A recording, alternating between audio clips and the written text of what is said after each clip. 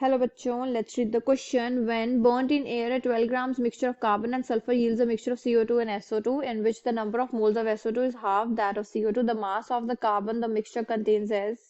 So, first of all, इस question में जो हमारा की कॉन्सेप्ट रहेगा उसे हम यहाँ पर एक बार डिस्कस करेंगे. So here, the key concept is all about the number of moles of carbon and sulfur.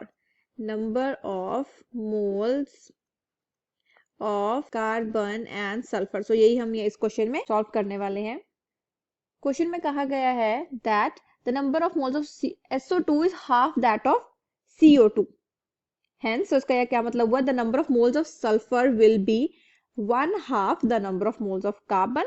So यहाँ पर हम ले लेते हैं let the mixture contains x gram of carbon. So हम यहाँ पर ले लेते हैं कि मिक्सचर में हमारे x gram of carbon present है एंड 12 माइनस x कितने हो गया ये हमारे पास sulphur grams of sulphur because ये जो हमारा टोटल मिक्सचर था वो हमारा 12 ग्राम्स था.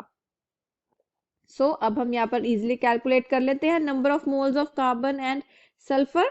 सो किस तरीके से आ जाएंगे that is x upon 44 and 12 minus x upon 64. ये आ चुके हैं हमारे पास.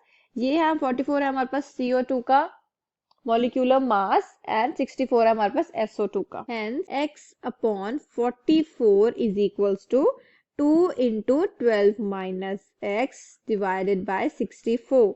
The final answer is 6.94 grams. Clear? I hope you understood the problem well. All the best.